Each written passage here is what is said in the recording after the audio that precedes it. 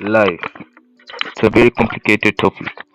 But one of the most complicated topics is talking about its purpose. I know sometimes many people talk about it having to do with self-betterment or betterment of the society or just enjoyment or even just living.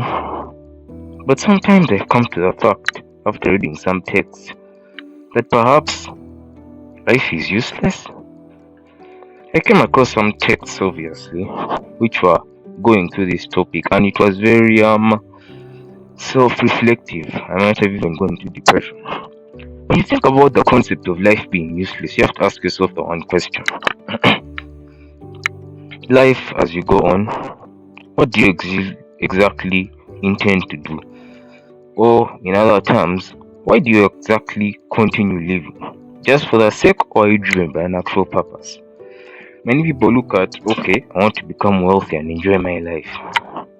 Yes, but there's actually an analogy for this in a very famous passage told by one of perhaps the wisest people in the entire world. A person who had everything, or at least he thought he had everything, but in the end his life proved to be useless. As he later found out, he just went into depression.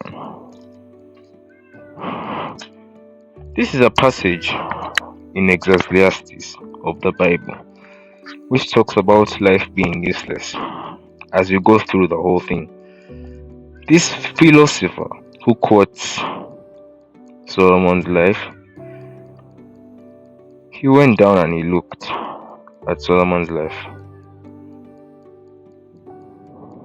And he asked himself in chapter 1 verse 14, I have seen everything done in the world and I tell you that it is useless. It's like chasing the wind.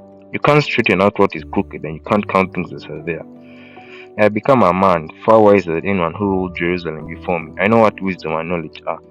I was determined to learn the difference between knowledge and foolishness, wisdom and madness, but I found out that I might as well be chasing the wind. The wiser you are, the more worries you have. Now as you read on, you actually found out that he got every single thing that he wanted in life as far as he wanted. And every single time he kept achieving more and more riches, he actually became more and more depressed. Now this is an analogy for life that you might have not actually understood. But the fact is, think about it. No matter how much you work for, or how much you continue working, you never really are going to take anything you have with you. The riches of this world will very much be gone, and you will be left with nothing. Nothing at all but really just your own body or your own soul. After some time, of course, you will just start to say that, well, I guess then just live life to the fullest because it's short. But that's not exactly true. As a rich man, let's just say you're a rich man, there is an analogy here in this book where King Solomon is talking about a man whom he saw that had everything that he could have had. God gave him everything that he could have wanted, but he could not enjoy it. Now this is an analogy for the fact that King Solomon saw that there was a man himself, he had all the riches, but he was worried about them. He was worried about what he had received. There was nothing really amazing about what he had.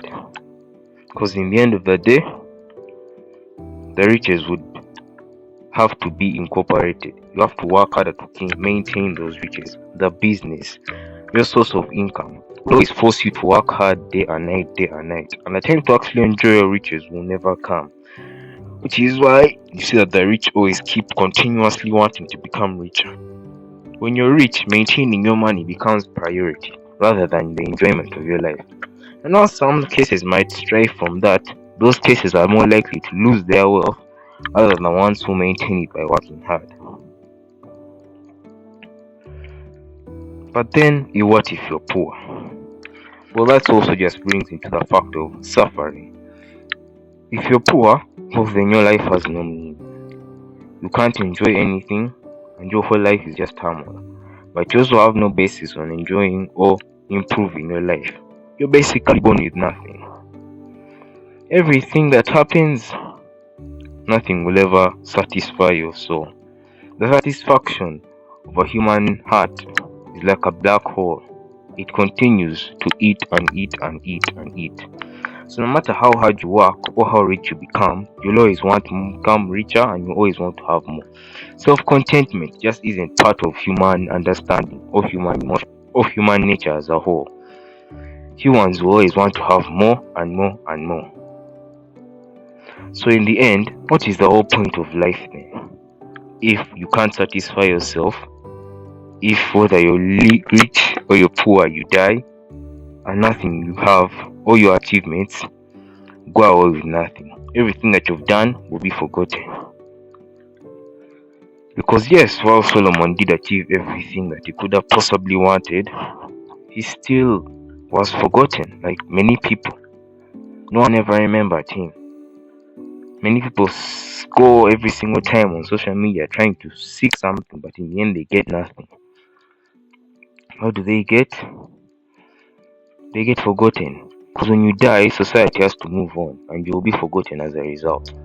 Even the most famous people in the entire world, in history, you only think about them in the fact that, well, I guess they existed, and yeah. But the further and further you go into civilization, the less and less important they become. And at some point, they just become people of old. So if you're not fighting to be remembered, fighting to live your life, fighting to be satisfied, or even fighting for riches, then what are you fighting for? Does that make life useless? When I read this whole passage of Ecclesiastes, I was always just becoming depressed. Because at the end of the day, that means life is useless. But the passage that really got me is here.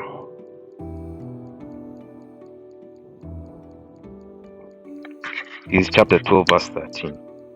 After all this, there is only one thing to say. Have reverence for God and obey His commands, because this is all that human beings are created for. God is going to judge everything we do, whether good or bad, even things done in secret. So the only thing that you can live for is for God. And at the end of all things, God will be the one to determine whether you live or die eternally. So if you have nothing else to live for, you should be living for God, because He's the only thing that will always satisfy you.